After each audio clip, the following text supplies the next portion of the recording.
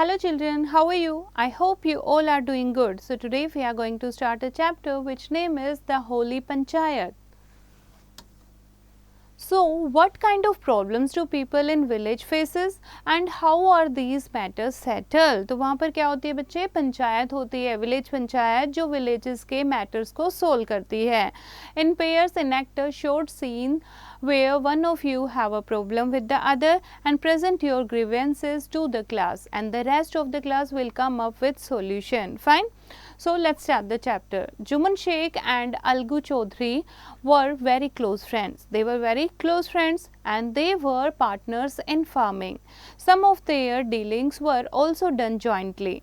Their friendship began when they were boys and Juman's father Jumrati was there tutor. और ये friendship जब शुरू हुई थी जब जुमन के फादर जुमराती जो हैं वो ट्यूटर थे. तो दोनों की फ्रेंडशिप जो है चाइल्डहुड से शुरू हुई थी. Juman had an old aunt who had some property but no other near relation than Juman, and Juman had requested her to transfer this property in his name.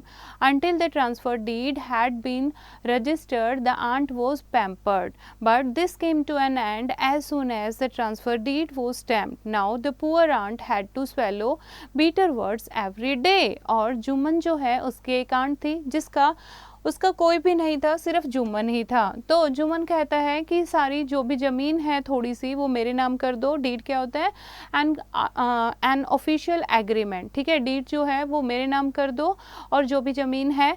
तो जब तक उसको ज़मीन नाम नहीं होती तब तक आंट को अच्छे से पैम्पर किया जाता था, अच्छे से रखा जाता था. लेकिन जैसे ही ज़मीन उसके नाम ट्रांसफ़र हो जाती है वैसे ही आंट के साथ बुरा व्यवहार शुरू हो जाता है. At last she said to Juman, son, I can't carry on like this. You pay me a sum every month and I shall live by myself. और वो परेशान होकर जुमन को क्या कहती है कि बच्चे मैं इस तरीके से नहीं रह सकती, तो मुझे हर महीने कुछ पैसे दे दो, मैं अपने आप रह लूँगी. Juman said rudely, do you think we grow money here? क्या तुम ये सोच रहे हो हम मनी उगा रहे हैं क्या? The aunt was upset. She threaten to call the panchayat. और क्या कहती है आंट कि मैं पंचायत बुला लूँगी. Jumman laughed heartily like the hunter who loves to himself as he watches the deer walking into his trap. और जुमन इस तरीके से हंसता है जैसे कि कोई शिकारी उसके जाल में कोई हिरन फंस गया हो. He said, why not call the panchayat by all means. गाँव में जो सोल्यूशन करती है मैटर्स का वो क्या होती है बच्चे, पंचायत. तो क्या कहता है जुम्मन, हाँ हाँ बुला लो. Let thing be decided once for all. चलो सारी चीज़ें डिसाइड ही कर लेते हैं. One evening the panchayat gathered under a tree. The members of the panchayat sat down and the old woman presented her case. Ramdhan Mishra, many of whose clients had been won over by Juman, said, Juman Mia, choose your panchayat members. Decide just now. Afterwards, you will have to accept their judgment. कि अपने man चुन लो कि कौन कौन तुम्हें पंचायत में चाहिए, उसके बाद जो वो कहेंगे वो तुम्हें मानना होगा. Juman said, the word of the panchayat is the word of Allah. Let my aunt choose. Let my aunt choose anyone she wants. I have no objection. The old woman said, hope you trust Algu Chaudhary. I accept him as the sarpanch. और उसका जो friend था अलगू चौधरी, उसी को उसकी aunt जो है वो सरपंच चूज करती है. Juman was dilated. जुमन को खुशी होती है. But hiding his feeling he said, let it be Algu for me. Ramdhan and Algu are the same. कि मेरे लिए तो दोनों ही बराबर हैं. Algu didn't want to get involved in this, लेकिन अलगू इसमें इन्वॉल्व नहीं होना चाहता था. He said, Khala, you know that Juman is my close friend. The old woman said, son, no one barters his iman for friendship. और वो क्या कहती है ओल्ड वुमेन कि हाँ बेटा पता है मुझे तुम उसके दोस्त हो, लेकिन फ्रेंडशिप के लिए कोई अपना ईमान थोड़ी ना खो देगा. God resides in the heart of a punch. Whatever the punch says is the word of God. और इस तरीके से जो खाला है वो उसके फ्रेंड को अलगू को अपना सरपंच चूज करती है. Then Algu said, Sheikh Juman, You and I are old friends, but at this moment you and Khala are equal to my eyes. You can put forward your case before the panchayat. After listening to both the parties, Algu announced the judgment. Sheikh Juman, the panchayat has considered this matter. To us, it looks fair and just that Khala Jan be given a monthly allowance. We are of the view that the property is valuable enough to provide Khala Jan a monthly allowance. This is our decision. और इस तरीके से अलगू अपना decision सुनाता है. Juman was stunned to hear this decision. This judgment shook the very basis of Algu and Juman friendship. The old intimacy was gone. अब जो इतनी पुरानी फ्रेंडशिप थी, इतनी पुरानी क्लोज रिलेशनशिप था, अब ये ख़त्म हो चुका था क्योंकि अलगू को ये जो डिसीजन है वो अच्छा नहीं लगता. The success in doing a good deed takes a long time to come, but not so in the case of bad deeds. And the opportunity to get back at Algu came to Juman very soon. A year ago, Algu had purchased a handsome pair of oxen from Patesar. अब एक साल पहले जो है अलगू ने एक oxen का pair खरीदा था. The auction were of the Panchayan breed, and out of pure chance one of the oxen died just a month after Juman's panchayat. और जुम्मन की पंचायत के बाद एक ऑक्सन जो है उसमें से उसकी डेथ हो जाती है. Jumman said to his friends that Algu had been punished for treachery. और क्या कहता है जुम्मन अपने फ्रेंड्स को कि देखा अलगू को अपने किए की सजा मिल गई. One may rest content, but God from above keeps watch on our good and bad deeds. Algu on the other hand began to suspect that Juman had poisoned the ox. और अलगू को ऐसा लगता है कि कभी जुम्मन है उसने पॉइजन ना दे दिया हो ऑक्स को. Algu finally decided to sell off the other ox, and a trader named Samju Sahu bought the ox. As soon as he bought it, he began to drive it hard. He made 3 to 4 trips every day without caring to feed the animal properly. तो इस तरीके से अलगू जो है वो अपना दूसरा aux भी सेल कर देता है समझू साहू को. और समझू साहू जो है जैसे ही उसे वो ऑक्स मिलता है वो डेली के 3-4 ट्रिप उसके साथ लगाता था और उसको बिल्कुल भी आराम नहीं करने देता था, ना ही उस ऑक्स को प्रॉपर फूड देता था. One day on his 4th trip, समझू put a double load on him. और एक दिन चौथे ट्रिप पर समझू ने उसके ऊपर बहुत सारा डबल लोड, बहुत सारा बोझा जो है वो लाद दिया.